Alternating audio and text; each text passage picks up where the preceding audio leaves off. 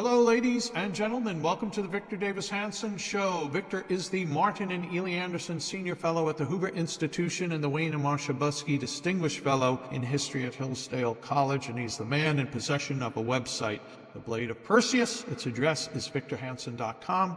You should be wanting to go there daily, and you should be wanting to subscribe, and I will tell you why later in this episode, which we are recording on Monday, the 5th of May, and it will be up on Thursday, the 8th. I will tell you why you should be subscribing.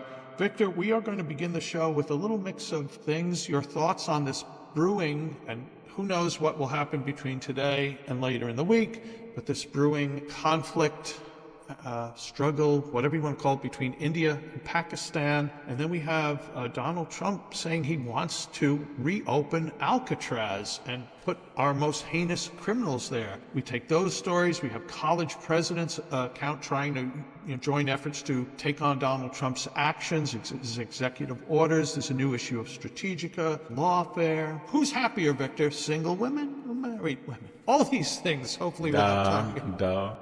Have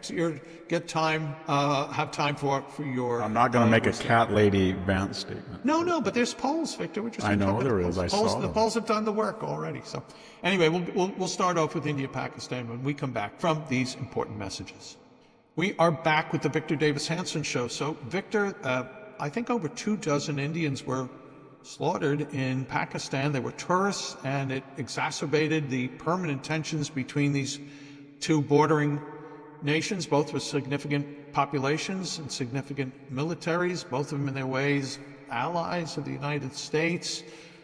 Well, I don't know how much Pakistan is. Yeah. I mean, after all, Mr. Bin Laden was living there under the auspices. Victor, what's your take on this conflict and the consequences, and what should America's position be between the two nations? I think we erred in the Cold War because India, given its post-colonial anger at the West and Britain, it's got over that now. I think a lot of people in India realize that the British gave them a uniform language and some institutions that were very valuable. But not after, in the 40s and 50s, India drifted into the orbit of the Soviet Union, even though it was still a democracy. And the underlying nations, right? It was one of the leaders underlying nation, the third world. And we backed Pakistan and its illiberal government. And they'd had elections at times, but they were violent, and it was on the border of Afghanistan, and it was the home of a lot of radical Islamicists. And the net result was that in the Cold War realpolitik, we sort of alienated India, even though it was much more democratic than Pakistan. And now we discovered during the 20 years in Afghanistan that was an open border where the Taliban operated with exemption. And the Taliban were probably deeply integrated in the government of Pakistan in some cases. So a lot of Americans don't have a soft spot for Pakistan. We have more immigrants from India than we do Pakistan. Pakistan is a Muslim country. India is a polyfaith country. I mean, there's Christians, but it's primarily Hindu, but there's Sikhs and there's Muslims. I think you could argue that Muslims might be treated more equitably in India than non-Muslims are in Pakistan, but that'll be controversial. I'm sure I'll hear somebody write me about saying that. And then I don't know the actual nuclear ratio, but I have a feeling that Pakistan's got somewhere between 150 and 200 nuclear weapons. Probably India's got 300 to 400. India's army is much bigger. India's population is well over 1 billion people, much bigger than Pakistan.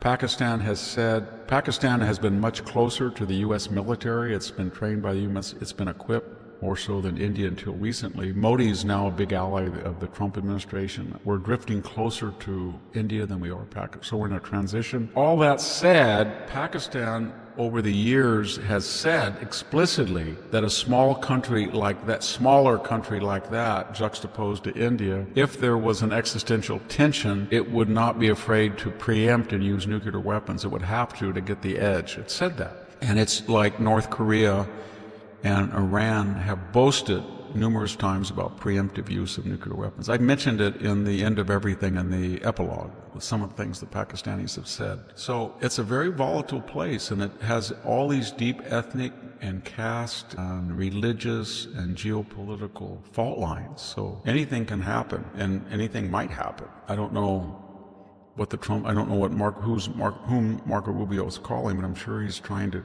allay tensions. But usually Pakistan is the aggressor, not always, but usually. And, we're trying to develop this new relationship with India as a democracy and as a way to play off China and Russia. Given India's got a lot more, in my opinion, even though it's not as successful, I think its GDP is about the same, about 5% growth per year. But even though it is not as successful as China in terms of recent wealth, it has more potential. And I know it's more fragmented, it's got more ethnic and religious divisions. It's not authoritarian, so we hear more about it than China. And we have more, but my point is this, there are a lot of Chinese Americans with distinguished roles in American society, but they tend to be inordinately from Taiwan, or they were refugees from the mainland. But India's a little different. We have thousands of people from India now who are coming with advanced degrees. It has enormous advantage over China in that it's English speaking. It has democratic institutions that are, they're 60, 70, 80 years old. It has the British influence. So it should be closer to the West and more successful than China eventually. And it may well be, I hope so. Yeah. But Modi is a sort of Trumpian figure. I don't think when he says something if he's not going to be an Obama-like Biden figure. So if Pakistan tries something that he sees as aggressive, he will respond aggressively. I think he said on 2 occasions he's left the decision in the hands of his generals. Victor, interesting about India, from everything you just explained, as big as it is, the potential, English-speaking, democratic, and if you went to an institution, I'm just going to say Hoover, this may not be true, but you would have more folks who make an area of study, Europe, China, Russia, the Middle East, and India might not be really a priority for India's pretty good. Hoover's been really good at that. We have 4 or 5 people, not all Indian Americans, but are really pushing that relationship, the Hoover relationship with Indian researchers. And I think part of that is that so many of the CEOs and politicians in Northern California are Indian American, or Indian nationals that are here on green cards. That was one of the key issues that the MAGA base disagreed with the Trump. They're all MAGA, but on the immigration, people were saying we have enough people. A lot of immigration reformists say it's not just illegal immigration that's the problem, the 2 million a year, but we're letting in 1 million people, even legally, and we're not able to assimilate, integrate, intermarry that number of people given the lack of civic education or confidence in the melting pot. And so therefore we should restrict legal immigration down to 200,000 or 300,000. And that was a touchy point because Silicon Valley made the argument, well, we need engineers from India. And then the counter-argument to the counter-argument was, well, you really don't, because you're bringing in people, yes, they have BAs, but they're replacing American BAs. You're not bringing in the cream of the cream, PhDs from India, there's some, but what you're interested in is to lower the wages of coders from India and displace Americans. That's a big controversy. I don't have an opinion either way on it. But I'm glad that we're having closer relations with India. In my community, I am speaking right now 2 miles from the 2nd largest Sikh temple in California. And when they have a retreat, they shut down the entire 4-lane thoroughfare next to it. And there's thousands of people. And my neighbors are Sikh, 2 of the 3, 4. And I farmed next door to one of the first Sikh immigrants, my aunt, who was a college teacher at a local junior college.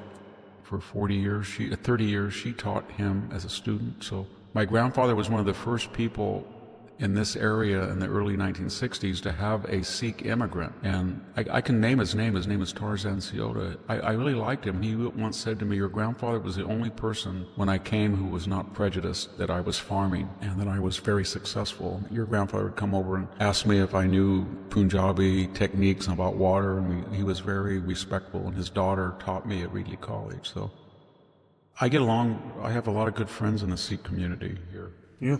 Hey, Victor, before I have to read a little spot, and I'm throwing this out at you because I wanted to have brought it up on the previous show, but this past Saturday's Kentucky Derby, sovereignty beat journalism, the horses. And I think there's something symbolic in that. Symbolic may be the wrong word, but, sovereignty prevailed despite journalism. I used to follow that. I should follow that more. I have a close friend, John Harris. He's a wonderful person. The Harris, he's not in good health now, but you remember California Chrome, right? And he was not owned by John Harris, but he was nurtured in the pasture.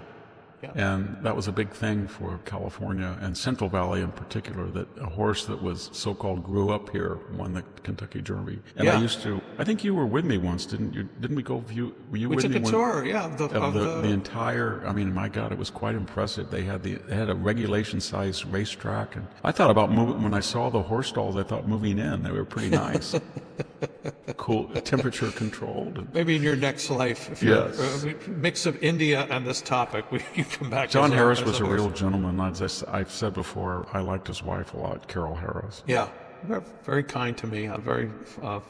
And the Harris Ranch out in, was it Coalinga? Is that where it's located? Yes, it's out in Coalinga. Yeah. Delicious. He was very honest. It was a very honest company. They didn't have children. She's gone now, and John is not in good health. But one time, I had said something about that on the air maybe 3 years ago, and somebody wrote me and said, you shouldn't give a plug. I think they were a competitor. But the point I'm making, I said I didn't give a plug. It was just true. So the next day, I went in to get my phone fixed, and a guy came in with a Harris Ranch, Mexican-American guy, and I said, you work for John Harris?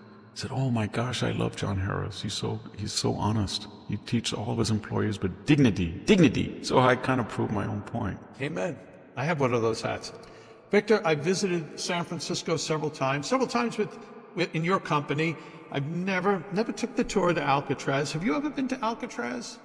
I have, on an Alcatraz tour in 1972. A group of 3 or 4 of us went up we used to go to the bookstores to find classics books, Greek and Latin, in Berkeley and San Francisco. Nobody wanted them, and they were very hard to find text. And we were walking along Fisherman's Wharf. They had those little boats that say Alcatraz. And I think then it was $10, so we jumped on it.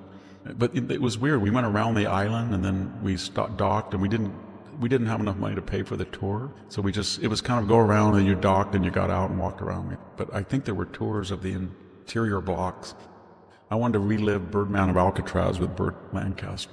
Telly Savalas. Yes. Yeah, well, it may be relived again, Victor, as you mentioned earlier. Donald Trump has said he wants Alcatraz, which I think was closed in 1963, he wants it reopened and expanded and to be used for the most hardened of criminals. Yeah, that's going to be an ambitious project. Because remember when the Native American community took it over? There was a group called... I don't remember that. Yeah, they did. They stormed it and took it over for a couple of years and occupied it. There was a group, you're too young, Jack, but it was a Native American rock group called Redbone, and it was very popular in the San Joaquin Valley. And they wrote a song about Alcatraz. And the physical structure is pretty decayed, and I don't know if it could even be, reinforced to meet California earthquake standards. And you would have to have commute every day by ferry out there. There's no bridges or anything.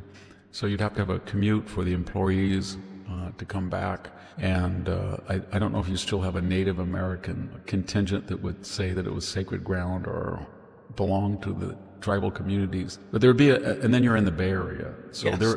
And while you're doing this, the state prison at San Quentin, not too far away, also on the Bay, as I recall, is under a process of reimagining. It was to San Quentin along with Folsom, and... Yeah. Sean Madden, Reno. Yeah, it was a place that you don't want to go to. Yeah. But we're reimagining it. I think they're dismantling it as a high, security prison and making it more a transitional halfway house prison. And they're building a new section, but people can correct me if I'm wrong. It has some of the choicest lands, real estate. If a developer bought San Quentin or Alcatraz, they could make a fortune because people would love to live out there with a view. Yeah. Well, that's lucky prisoners. Yes. My great I don't know how Donald Trump, I don't know how much it would cost. I imagine it would be $1 billion to rebuild the decaying infrastructure and then it would be there'd be a lot of overhead for your workforce would have to live in San Francisco or maybe San Jose, and then they would have to take a boat out there. There'd have to be security concerns and everything. And I don't know what Alcatraz, maybe it's an iconic or symbolic act versus somewhere out in, I don't know, the Mojave Desert or something, you know what I mean, where it's inaccessible.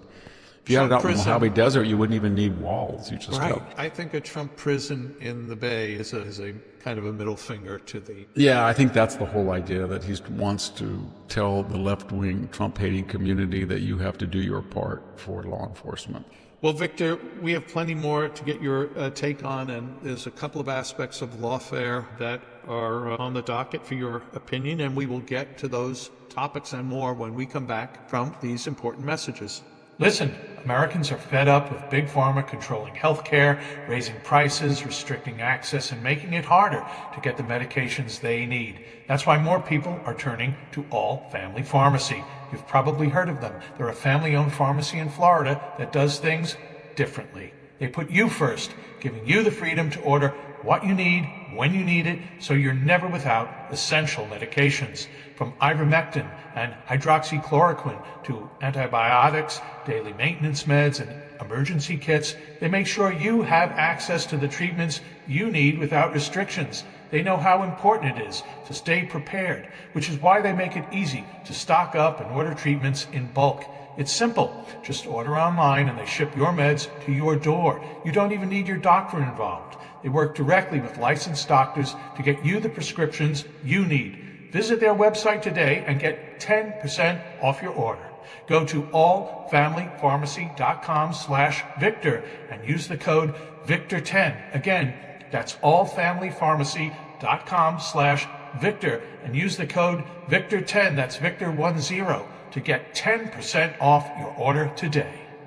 We are back with the Victor Davis Hanson Show. Victor, let's see, where should we start? Three things. Let's get the two of the federal court actions out of the way. Not to put it that way, out of the way, but so Perkins Coie, which was executive ordered by Donald Trump, and I thought they backed down. I thought they tried to come to some resolution because it seemed like had Donald Trump cut that law firm off from engagement with the federal government, with cases, with security clearances. I think he just all he's... $1 billion of revenue. Yeah, I think all he was saying is that we're not going to use the following law firms to undertake federal cases, right? And then we're not going to give their people security forms, clearances, because they were actively engaged in unethical conduct. And what he meant by that specifically was, in 2015 and 2016, the whole Russian collusion demonstrable hoax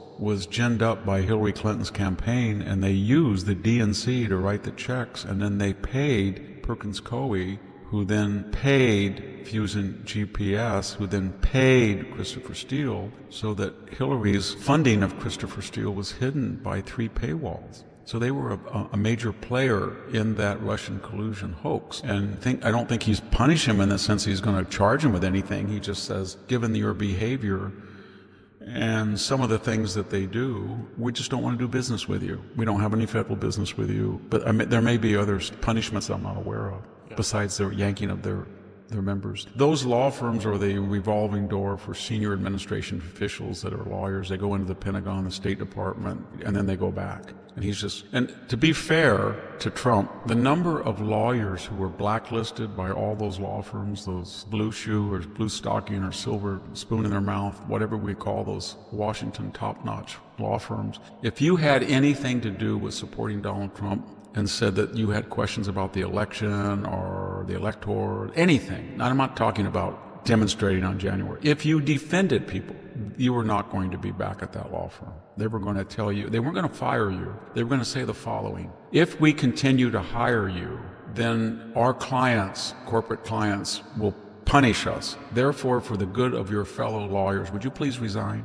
That's what they did. And so I don't have any empathy for them at all. Well, a federal judge stopped the temporary order blocking the executive order related, and there was an executive order that was specific to Perkins Coie, which leads us into, though, this judge shopping. And there was a decision this past weekend by the D.C. Circuit Court of Appeals that the entitled "Trump Scores Major Win as Appeals Court Smacks Down Rogue Judges." And the court, I'm not sure, Victor, it was the full court or was a 3-judge panel, etc. But they started the process of kneecapping this judge shopping, judge picking. Who knows if the Supreme Court is going to back them up on this? But they tried to narrow the lanes by which judges can be selected, and when judges are picked, how they can rule on things, or for example, one of the things is disputes over federal grant terminations belong in the Court of Federal Claims, not in district courts. Another thing that the court ruled said issuing broad injunctions without requiring plaintiffs to post a bond could result in irreparable harm to the government. So this is a narrowing of what they're saying, as I understand it, in this instance and earlier ones, they're basically saying when these left-wing entities want to stop the Donald Trump executive orders, and by the way, there's been more of these injunctions filed by these judges in the first 100 days of Donald Trump's than all of the Biden and Obama together. So what they're saying is there are avenues to express your anger at a administrative executive order, and those are often found within the cabinets involved. So you can make an appeal, you can file a writ, you can first go through the process rather than just want us, a judge, to get into the internal business of HHS, which is an executive question. Under the Constitution, the president has the statutory right. Executive orders have gone, I think there was only one president who hasn't issued, I don't know if it was Benjamin Harrison, just one.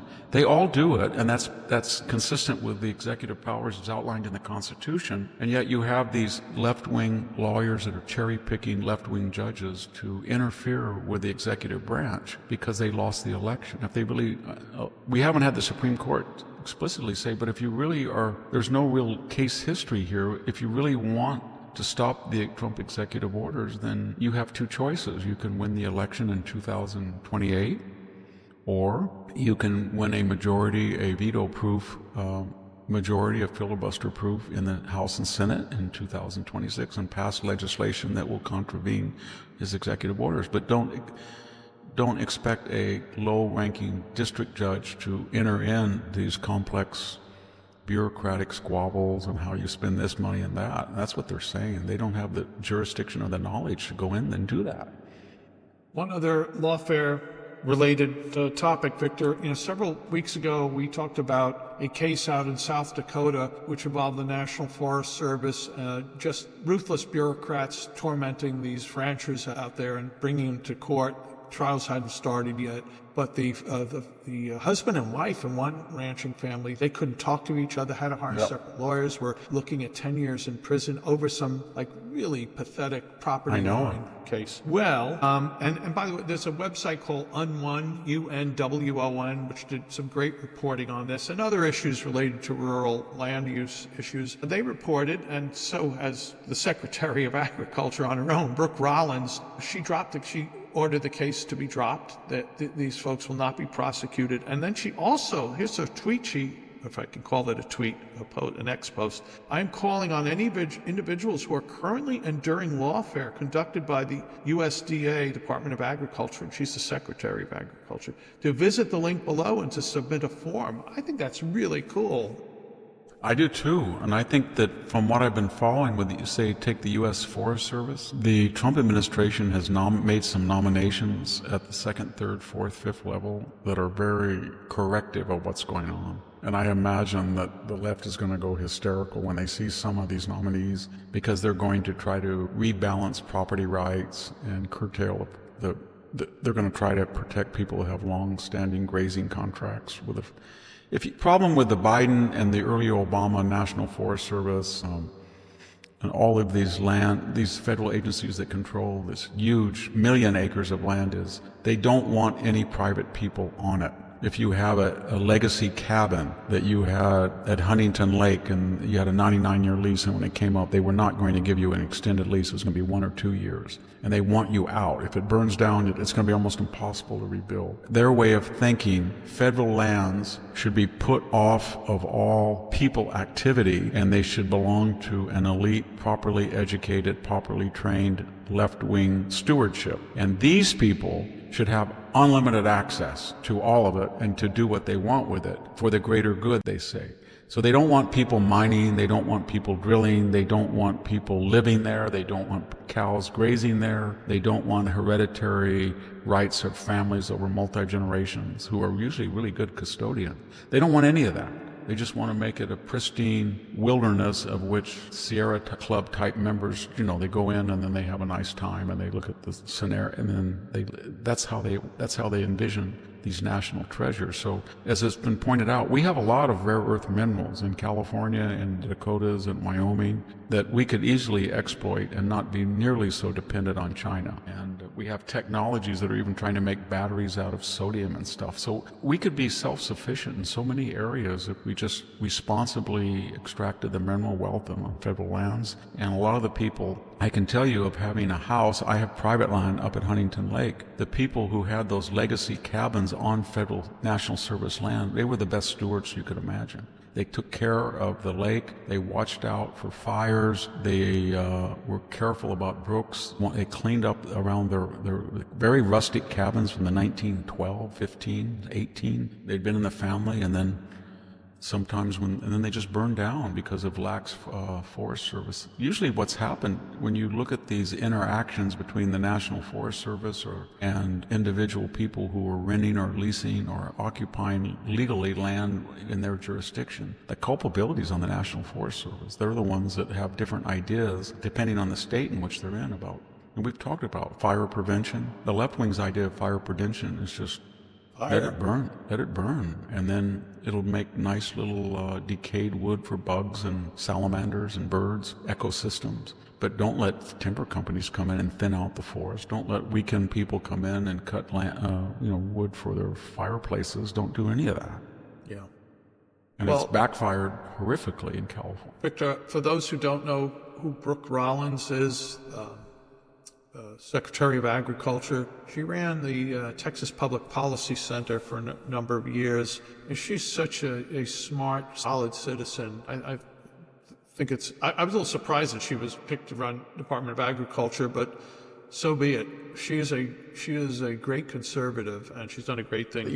We've reiterated, I don't want to get into personalities, but this administration is very different than the first Trump administration. He came in, he said he'd only been in Washington, 15 or 16 times? And nobody thought he was going to win the election. I'm not sure he did. So he came in and he was smothered by recommendations of the Republican orthodoxy and the bipartisan, what would you call it, Acela corridor. So in this administration, the second one, and I'm not criticizing, I like Bill Barr, but there are no John Boltons, there are no Jim Mattises, there are no Rex Tillerson, there's none of those people that were fixtures in the Washington diplomatic or corporate or political world. They're just not. Still don't and there's not understand a lot of Scaramucci's either, or Omarosa.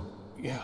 So they're very good people, and they're force multiplier of the MAGA agenda. They're not doing one of two things that happened in the first administration.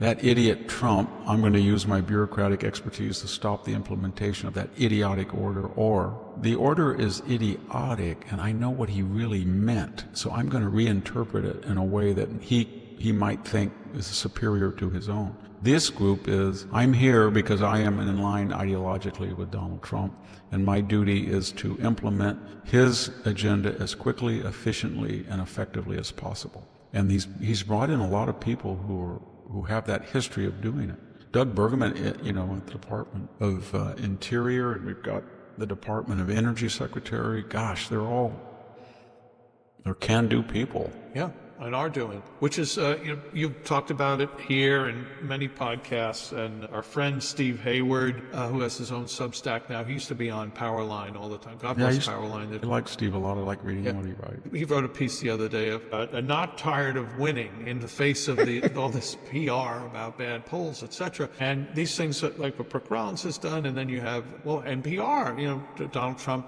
taking the budget acts to PBS and NPR. These are the things he said he was going to run on. He ran on them, and now he's executing it. And I have a feeling this is all... Yeah, there's been a lot of misinformation about PBS and NPR because they keep saying, well, the Corporation for Public Broadcasting gets very little money and most of it's corporate supply, but that's not the truth, because the federal money is dispersed to the satellite stations to fund them so they can buy the product that the Corporation for Public Broadcasting either creates or franchises for them. So if you say you're not going to give money to these satellite stations, then they're not going to be able to pay the Corporation for Public Broadcasting the type of revenues that they call non-governmental, you know what I mean? Because they say they come from other entities, but they don't really. And so there's so many good arguments to let the Corporation for Public Broadcasting, NPR and PBS, just free range, go on your own. They compete with commercial stations and they have so many advantages. They don't pay taxes. They have certain advantages of being government entities. And it was a good idea in the 70s. When I was growing up, there were three stations, the ABC, NBC, and CBS, and then there was a weirdo station or something. You know what I mean? And that was it. You had four choices. And then when they came in, you got all these other choices. But that was 600. You turn on DirecTV, every time I look at my DirecTV subscription, I find another station I never knew existed in the pack. 600 stations, and there must be 10 children's shows, you know what I mean, of all different sizes and shapes, and they don't. And then when you look at their political commentary, I used to be amazed because I drive from Fresno County all the way over to Palo Alto, and every once in a while I wanted to turn on NPR to listen to the commentary. It was never an exception. It was always something. In the last 10 years, it was like this. Well, Donald Trump, the latest story of Donald Trump exceeded his statutory authority once more. We're going to cut to Germany, where there's a new meme in Germany as Donald Trump is Adolf Hitler. And they would do that. And then you turn on PBS, and then is it Jonathan Capehart, the left-wing guy? And then you think, well, there's going to be at least a Newt Gingrich type guy, right? Or a Molly Hemingway conservative, or, Kim Strassel, one of the iconic people who could devour him. And it's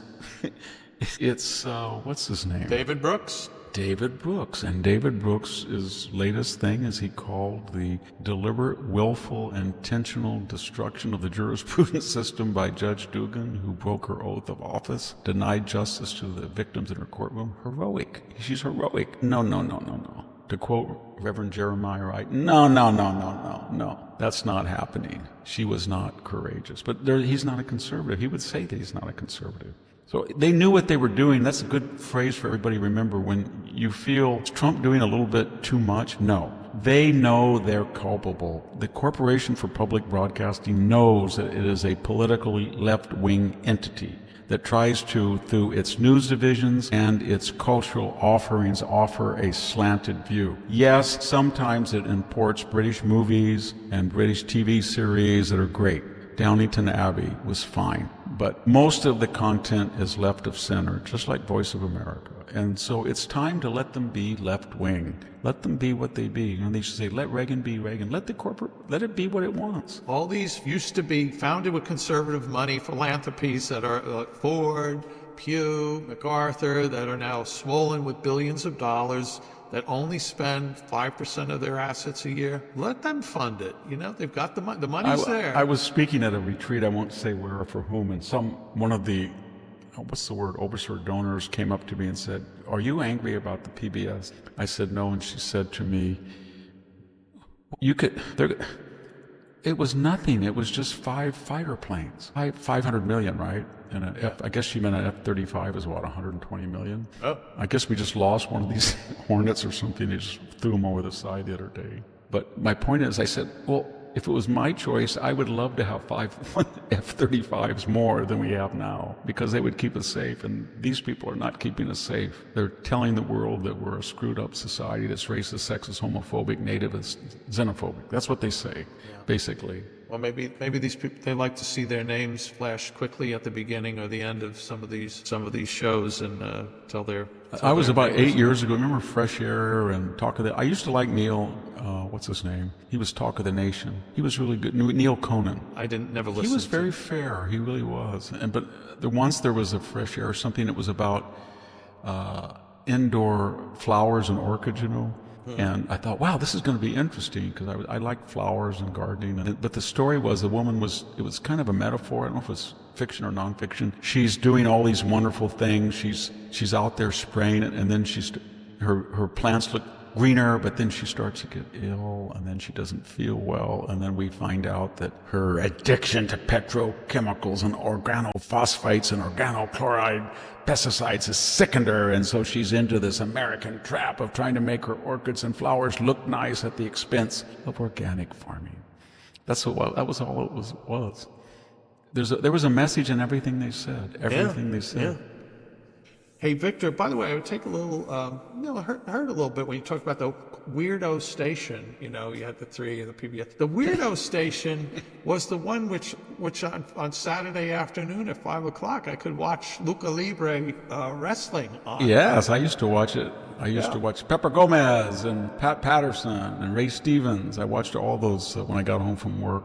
They used to have a really good show. Do you remember? It was Bill Halsey, and it was about a submarine. And he had documentary. It was it wasn't called Up Periscope, but it was the deep sea. And then this guy, he was right. It was in the 50s. Wasn't Diver Dan, was it? Yeah, no, it was Bill Halsey, the famous. No. And he would go, we hit him hard with a bolo class. We sailed right into Tokyo Bay. And he was really good. He was there. He was, he missed the Battle of Midway because he had a skin disease, unfortunately. I like Bill Halsey. He was at the Battle of Leyte Gulf, and he went headstrong in the wrong direction to get it. He's kind of like John McCain's grandfather was a great battleship admiral. Was he? And he was already. What? Was he at Pearl Harbor? I don't know if he was at there, but he was. I think he made 4-star, and he was in charge of a lot of the battleship contingents. And he was a fighter like Halsey. Those old guys, if they found out, if there was a report that a Japanese fleet was 500 miles in a certain direction, they didn't care which way it was going. They just took off. Meet it. They weren't kind of like Spruance and Nimitz, who were very careful, sober, and judicious. Well, great admirals, both of them. I'm not weighing in on one side or the other. We were very lucky. We had brilliant naval commanders in World War II. Absolutely brilliant. And we had brilliant ship designers. Where were those guys that designed all the Essex class and the North Carolina and the Iowa class battleships and all these great heavy cruisers? I don't know where they are. If we had them, where would they go build a ship? I read something recently. I don't know. They're we gone. have Italy building our military. Yeah, Italy and the Netherlands, they're all building. Where were they? We had, just like Germany, they decommissioned all of their nuclear plants. And I was reading the other day, they only have like 1 or 2 nuclear physicists at their major universities. That's a dead field. And they were the people, remember, the Germans they were ahead of us on nuclear fission and stuff in terms of domestic power usage. They were the master builders of atomic energy plants, and now they're just gone. Well, you've talked about what happened in Spain and Portugal, and I ain't no expert on electricity or just about anything, Victor, but the quality or the source of electricity, if it's wind and solar, let's just say it's worse than electricity produced by nuclear, which is of course more efficient. And it's the quality of that power or the lack of quality of the power, which is now wind and solar, that is going to just lead to continued chaos in throughout Europe. Because they're all interconnected. It's like your plumbing system. You need 60 pounds of water, 40 to 60 pounds in your house all the time to surge it. And so if I have my own pump, so if I have a leaky faucet or somebody left the water on, I have the pump, they'll go on and surge it so you can maintain that pressure. But if you have wind and solar, and you are bragging, as Spain did, that for a moment, about a month or two ago, they were 100% producing wind and solar, you don't have a constant source that can immediately surge enormous amounts of megawatts into the system. So if there's any glitch, and say at 2 o'clock, all of Spain's in a rainstorm, or the wind dies and that starts to dip down, then you need immediately to surge power into the system to keep the proverbial pressure up, like your blood system. And if you don't have it, then you can't restart the generation, and it starts to shut down automatically to save the pressure where it can be saved. Right. Because if it tries to supply the whole grid, it will just all shut down. So they were trying to bring in, the nuclear power sources from France as much as they could. But and here in California, we tried to do this with Moss Landing. We tried to make this mega battery plant. So we have an excess of solar power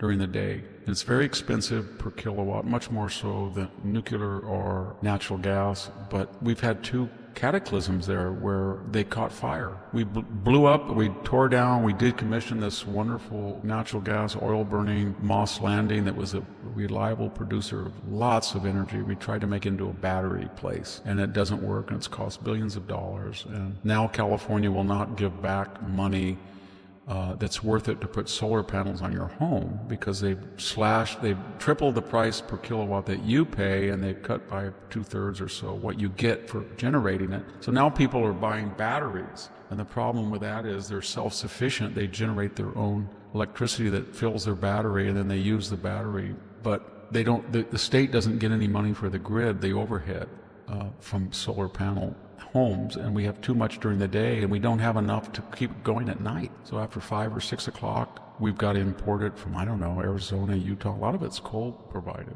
And this is just crazy, and it's expensive.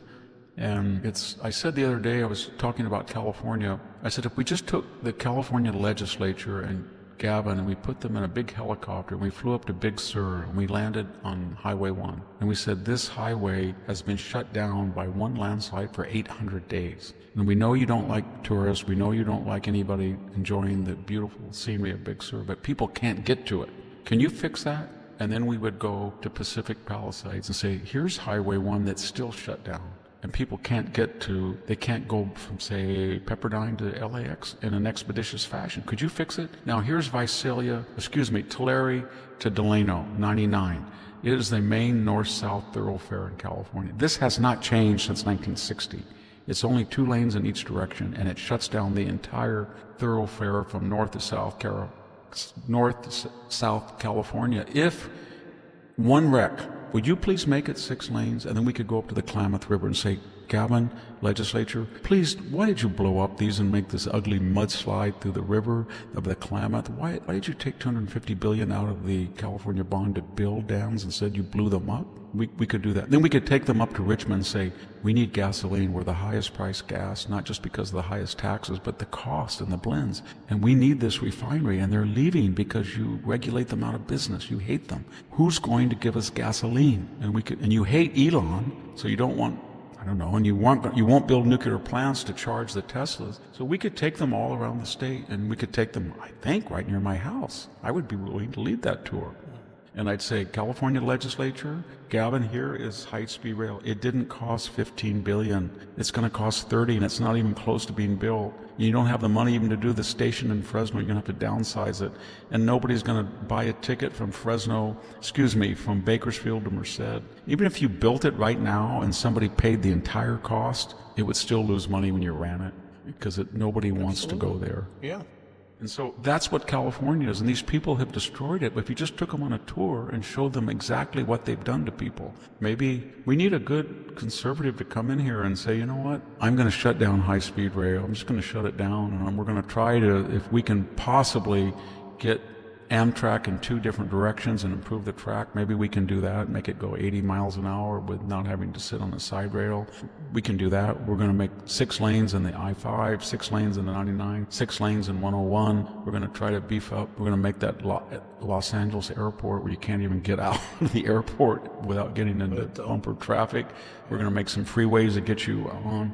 We could do all that. We need about 10 more dams to make sure in a wet year we have plenty of water.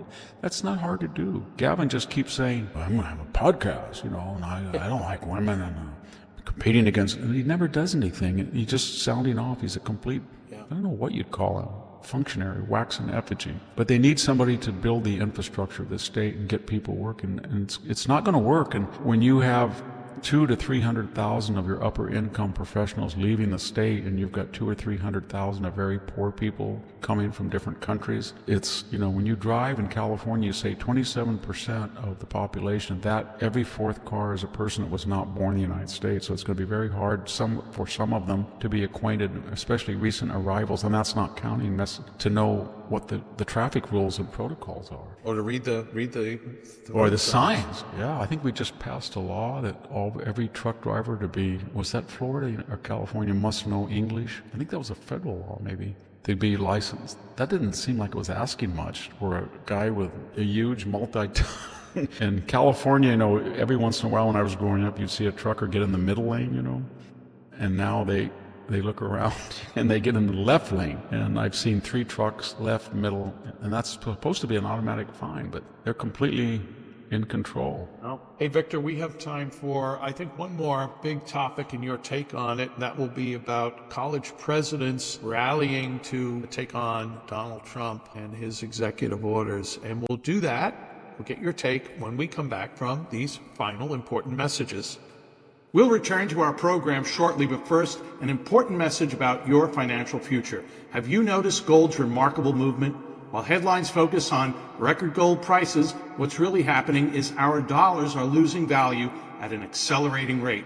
Gold isn't expensive. It's doing exactly what it's done for 5,000 years, maintaining consistent purchasing power while paper currencies weaken. It's like a financial measuring stick showing the truth about our shrinking dollar. Many investors hesitate, thinking they've missed the opportunity because gold seems high. This fundamental misunderstanding keeps them from acting until it's too late. When currencies begin to falter, gold doesn't inch higher. It typically makes dramatic moves that leave unprepared investors behind. American Alternative Assets created a free wealth protection guide to help safeguard your retirement savings. Call 833-2-USA-GOLD or visit VictorLovesGold.com today.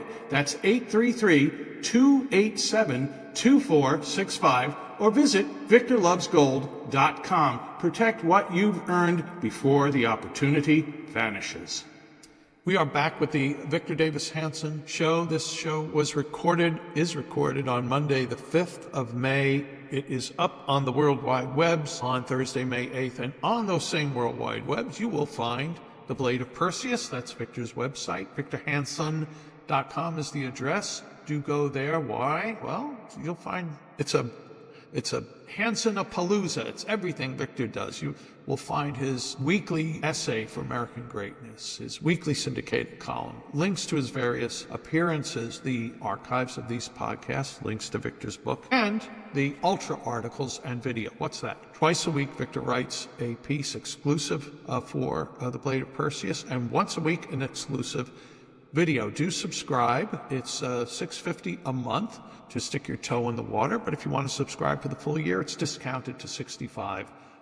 You cannot be a fan of Victor Davis Hanson and not visit this place, so go there. And by the way, again, I've said this on a couple of prior podcasts, I think it would make a great gift. Dad, if your mom, dad are big fans of Victor, nice Mother's Day gift, nice Father's Day gift.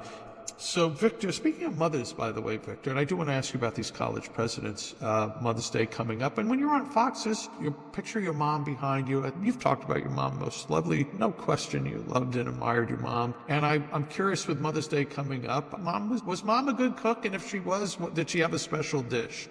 She was a very good cook, and my father, he went through some life changes when he was 50. He was a college administrator, he had farmed, and then when my mother became a Superior Court judge, he got into chauffeuring her and helping her. He was very accommodating, and he decided that he would take over the cooking responsibilities, but he did it very scientifically. He read cookbooks, and he was a very good cook. He was like a chef. So he was very good. We always, every Sunday afternoon, she had a small roast, and then she had this huge green salad, and then we usually had a baked potato, and then it was very funny. My parents never drank any alcohol whatsoever until they were 55. We just didn't have it. And then they had a pie. My mother really was kind of a pie. She made beautiful apple pies. She was but she was a very unusual person. She had two sisters, and they grew up on a farm, very poor. But my grandfather, because he was afraid he didn't have sons, and he didn't know who was going to inherit the farm, so he sent them all to universities, and he mortgaged his farm. So my mother and her sister went to Stanford University. My mother delayed that to follow my father on a football scholarship to University of Pacific. Then she went back to Stanford and got another BA. Then she got an JD, or it was called an LLB, I think, in those days. 1946. She's one of the first women graduates. And then my aunt got a BA and a master, so that my grandfather thought, well, surely they're going to be able to have incomes that help save the ranch. And my third daughter was severely crippled, and she couldn't do it. Her name was Lila. And she lived her whole life in the house that I'm living here. But I was very fortunate. So many parents have, in that generation, especially that came of age after World War II, they were a tough bunch, really tough disciplinarians. My father drank and smoked, but never in an abusive manner. So I really won the lottery. I have not one criticism to make and many compliments. I don't think I'd ever have done what I did. I remember I was 25, and my mom called up and said, well, we'd like to go to your graduation. You're getting your PhD. And I said, I'm not going to go. I said, there's no jobs. I just interviewed at the Naval Academy. I did a great interview. They said, we're not going to hire any white males. We want to warn you. I said, I wanted to go to Reed College. They said, we're not going to hire you. I have a book coming out. I finished quicker than almost anybody in the PhD program. And my mom said, what are you going to do? And I said, I don't know what I'm going to do. And I think I like to come home and farm. And she goes, well, you're so educated. But come home. That's fine. That is whatever you want to do is good. You can learn how to do it again, and then maybe something. And that was her attitude all the time. It was always upbeat. Always work, keep options open. You can do it, you can do it, you can do it. Always reaffirming. I was very lucky. Yeah. And she was she had been the first female, at 17, she was the first female student body president of her high school class. It was very unusual in 1930 not to be a woman student body president. And then she immediately, in 41, she took a year at the junior college, and she organized a group, the Selma Enterprise local paper, Lowell Pratt, to campaign to organize farmers to help the Japanese relocation. They farmed their...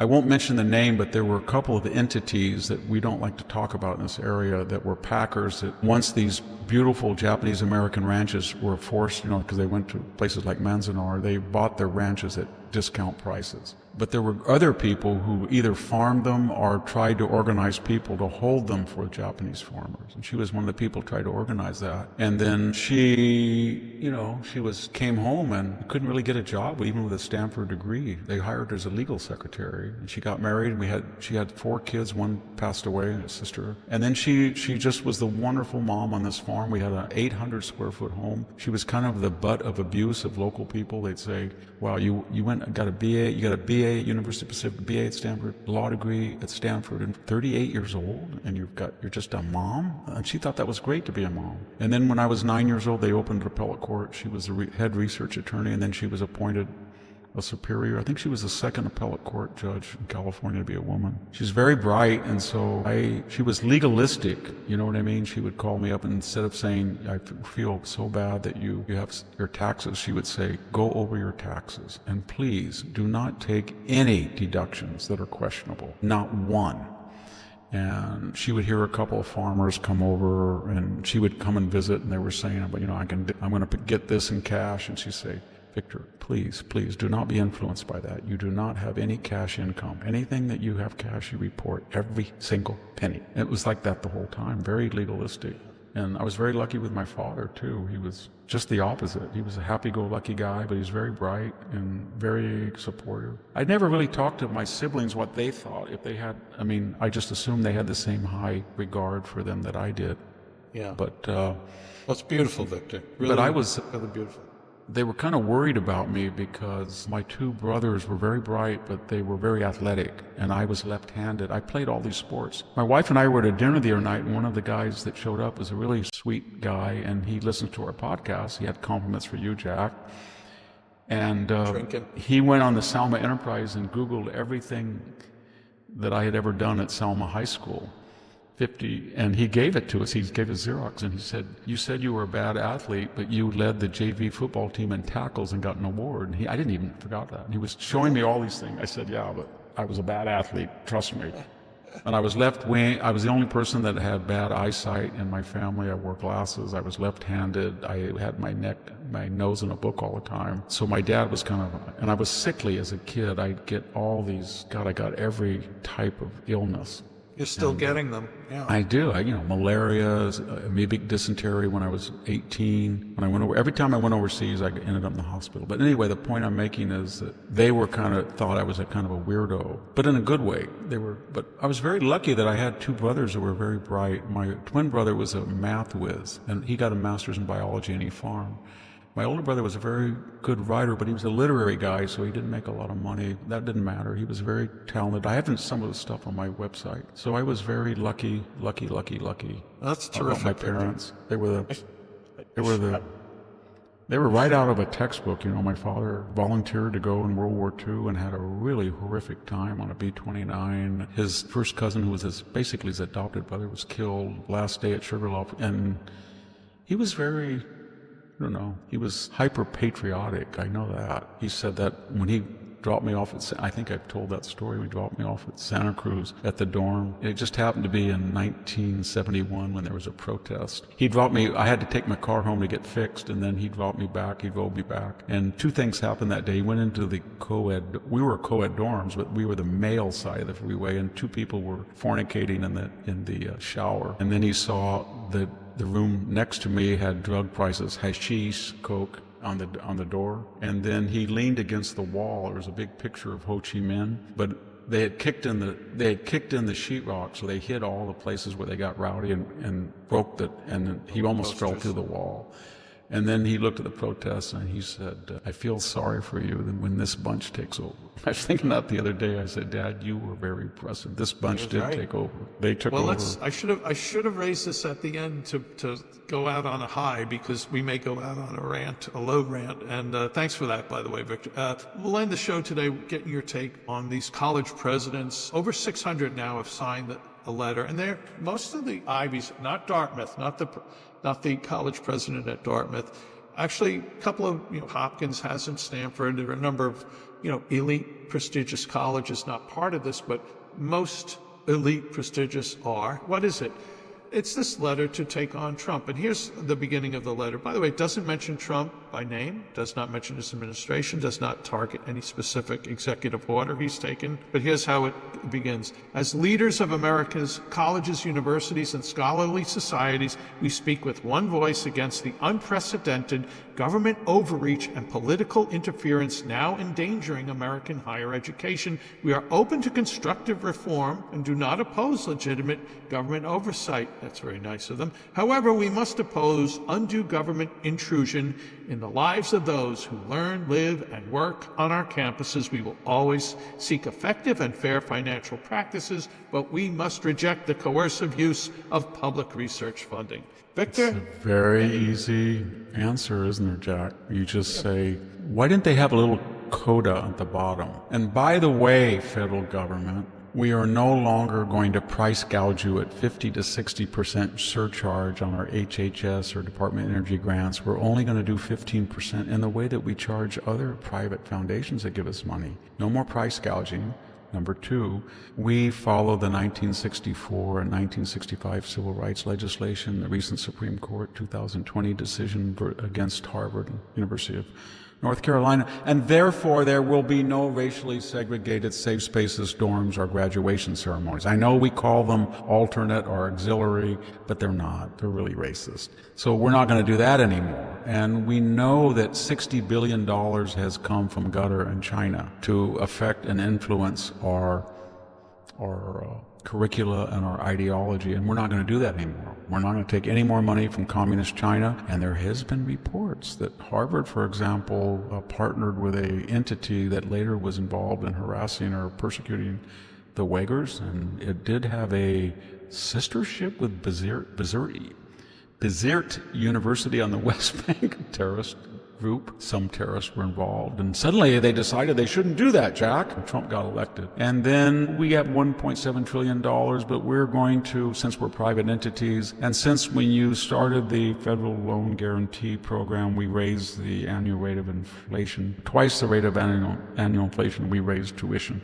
So we're going to promise to have tuition raises commensurate with the inflation rate, and we are going to back our own student loans at Harvard and Yale and Stanford. We have multi-billion-dollar reserves, and if a student wants financial help, we'll lend him money, we'll charge him interest, and if he defaults, we lose the money. Therefore, there's a moral hazard there, and we're going to go make sure he graduates in 4 years and gets a job. They could do that. No federal money, no price gouging. We are not going to admit people on the basis of races. I don't think Stanford signed that because they have Did not. a more reasonable president. That's the optimistic view. But if you go on the Stanford website last year, you will see that the people who were admitted to the new class of incoming freshmen that came in, 9% were white males. If I'm not mistaken, 34 or 35% of the nation is white males. And I would like to see the SAT scores and grades of the white males who were rejected commiserate with other groups. So they know what they were doing. They were fined by the first Trump administration because they had taken money from China and not reported it. Confucius Institute, they had a member of the PLA, People's Liberation Army, colonel, I think she was, as a visiting professor, didn't tell anybody. I think they would be very, very careful not to sign that because the Stanford Faculty Senate quite unfairly censored Jay Bhattacharya, and now he's the head of $50 billion of disbursement at HHS. I don't think they'd want to go there. I don't think they want to talk about anti-Semitism on campus at Stanford because we had students tearing down Jewish posters, intimidating Jews, and we had a 900-page liberal faculty authored investigative report at anti-Semitism and found that it was systemic from top to bottom, anti-Semitism. So I don't think we want to talk about our grading policy, which like Yale is probably 70 or 80% A's. So there's so much culpability there that they don't want to. I think Stanford wisely just said, well, we'll deal with you when you come looking at us, but we're not going to provoke you because if you provoke us, you'll turn over this rock. And we've got a lot of stuff that we would not want to talk to you about because we violate due process when somebody's charged with sexual harassment or hate speech. We violate civil rights legislation by racial tribalism and prejudice. We don't report fully all the foreign money that comes in for nefarious purposes. We take advantage of the student loan and jack up tuition more than inflation. And we really gouge you guys on federal grants. We get, 50%. So I think a lot of universities didn't want to go there, and the ones that didn't really tell people. Again, I can see that they don't want the federal government to come in and set their curriculum. But there's two final issues, and then I'll shut up, Jack. And the first issue is they do not want the public to know what they're doing. The more the public knows what they're doing, every poll that's taken shows a dramatic drop in confidence in higher education. That's number one. They shouldn't do it. And if they do, people are not going to like it. And the second thing is they love federal intervention when it's left-wing governments. They love the federal government to come into a university and say, listen, your football team and your baseball and basketball team have all this money they make and they have all these athletes. We want women's sports to have one athlete for one male, and you're going to take that money that you made out of those and you're going to give it to women, or you're going to cut your...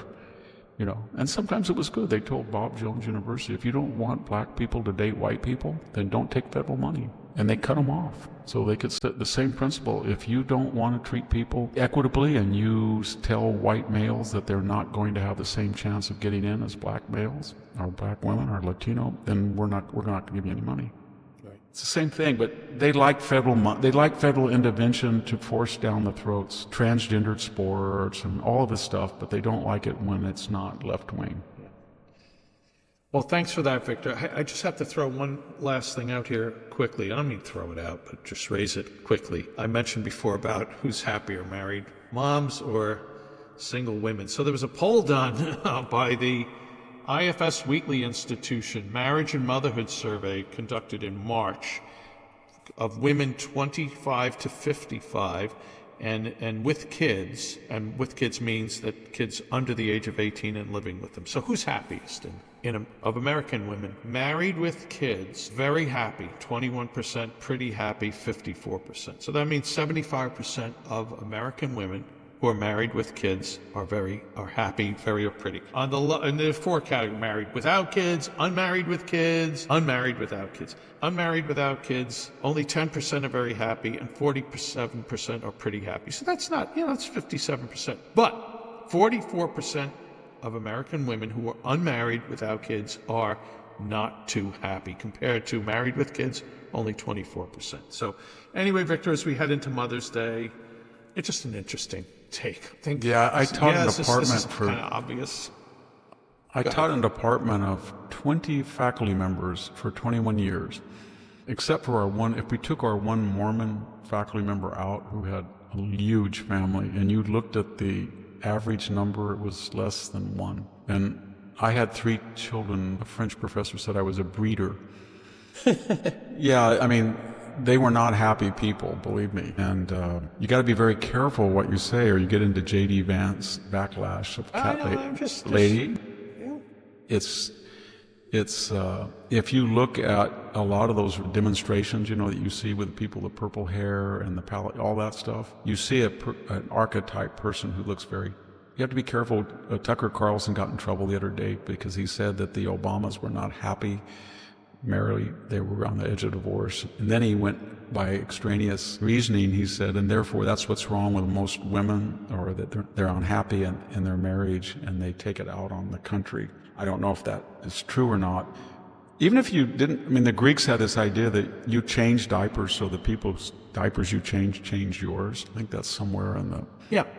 That's why I have 5 kids. Yeah, but I don't think the point of this is to diminish women who are unhappy. I think it's to say that, women who take I'm going to be married mom, stay-at-home mom, raise family, whatever, somehow or other, they're picking the worst road, but they seem to be genuinely much happier than those that take another. I think it's something to do with attention diverted from oneself. So if you're married and have children, you've got... When I call up my daughter, she has a daughter who is 16, a boy who is 8, and a daughter who is 10 who's severely disabled. It's kind of a Down syndrome called Smith-Magenis syndrome. It's very serious. Missing 2 genes. But when I talk to her, it's like this: Declan's got a bad sore throat. I'm running over to urgent care, and I've got to make sure Maeve gets to school because she has a band recital, and I've got to time it so I can get back here and get her. And Lila had a meltdown at school, and they just called me, and they're pumping out the cesspool, and can you tell me, should I put in special little pipes there?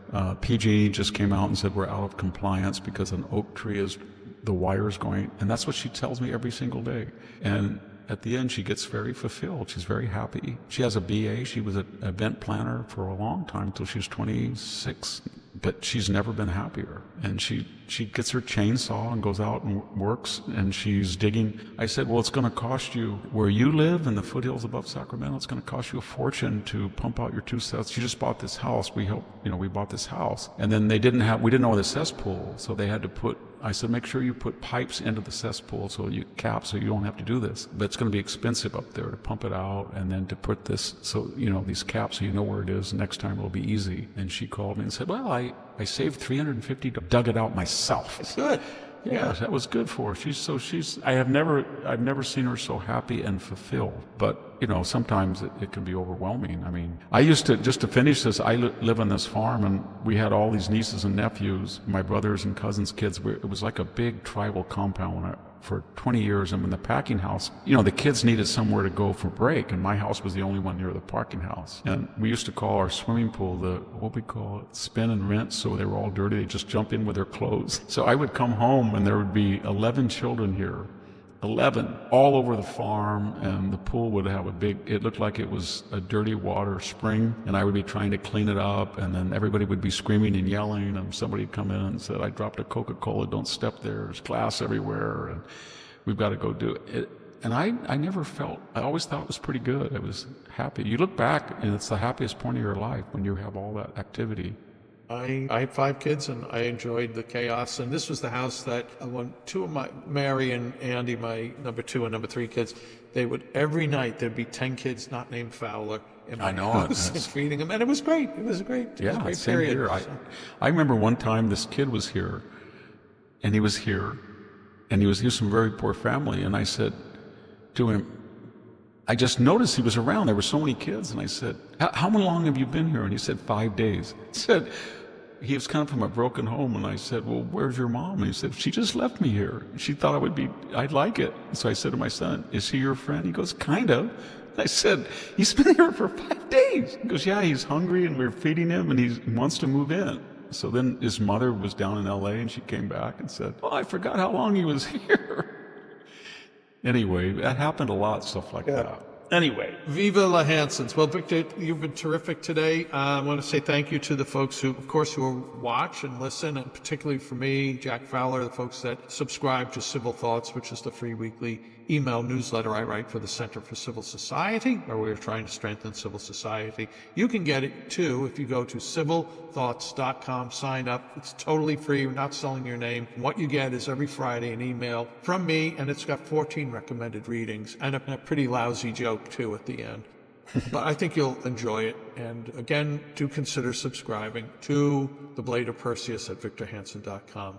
I thought I usually read something here or something. A nice person says about this show. And here's one. Nato SOCOM wrote, this is off of a YouTube comment. I don't know Victor personally, but it doesn't take a rocket scientist to figure out he actually cares about somebody other than himself. That's the most important thing to me. Are you selfish, or do you actually care about other people? That's why I respect VDH's opinions even more, because I know he's sincere, which is extremely rare in today's world, which kind of like melds with just what that's we were very talking nice. about. Yeah, isn't it nice? Yeah. That's very nice. I wish Gavin Newsom cared for people in California, other than he does. The one in the mirror. Yeah, the one in the mirror and the one who writes a check. All right, Victor, you've been great. Thanks, thanks, folks, for listening. We'll be back soon with another episode of the Victor Davis Hanson Show. Bye-bye. Thank you, everybody, for listening.